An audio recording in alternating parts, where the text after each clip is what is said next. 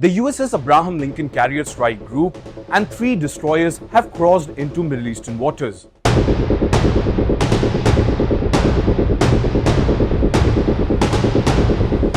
The American forces now stand at the doorsteps of Iran. But one thing which should worry the Trump administration is the unprecedented show of solidarity among Tehran's regional allies and proxies.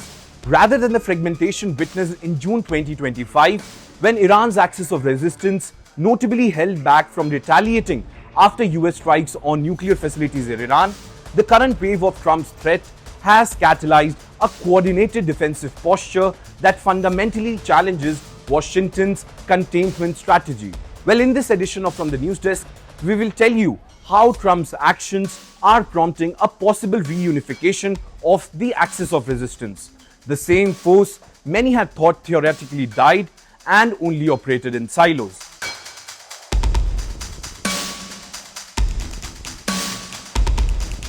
As I told you, in a sharp reversal of previous restraint, Iraq-based Kataib Hezbollah issued a stark declaration on January 25th, directly signaling this confrontation would differ from the past crisis. Kataib Hezbollah Secretary General Abu Hussein called on fighters to prepare what he terms comprehensive war, warning that you will taste the bitterest form of death and nothing will remain of you in our region.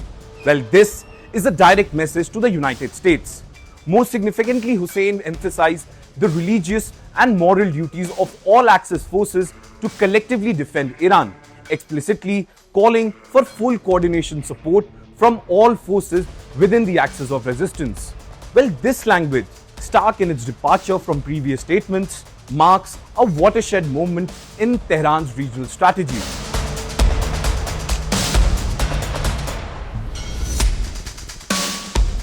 Now, it's not just Kataib Hezbollah, but Lebanon's Hezbollah, historically weakened by its devastating 2024 conflict with Israel, reinforced this unified message. Group's chief Naim Qasim declared that a war on Iran will ignite the region, framing Trump's threat to Supreme Leader Ayatollah Khamenei as an existential challenge to the entire Shiite axis.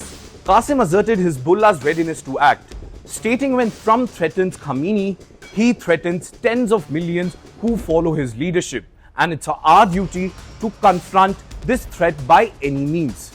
Critically, Hezbollah emphasized that while mediators have suggested Hezbollah could be attacked as part of any US-Israeli operation, the organization is not neutral and retains full authority to take whatever measures we deemed appropriate. This is what Qasim had said in his address. Now, not only the Hezbollah factions, but parallel warnings came from Yemen's Houthis as well. Now, the Iran-backed rebels released a video containing a single ominous word, soon, accompanied by footage of their 2024 attack on the Marlin Londa oil tanker, explicitly threatening to sink US commercial and naval vessels if Washington attacks Iran.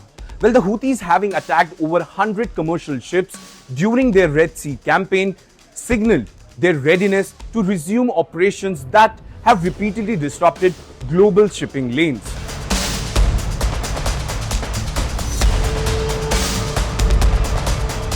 Well, the Trump administration's unprecedented threats directly to Khamenei, demanding his removal and threatening military action over Iran's protest crackdown, appears to have triggered this coordinated response. Yet this dynamic inverts Washington's presumed strategy.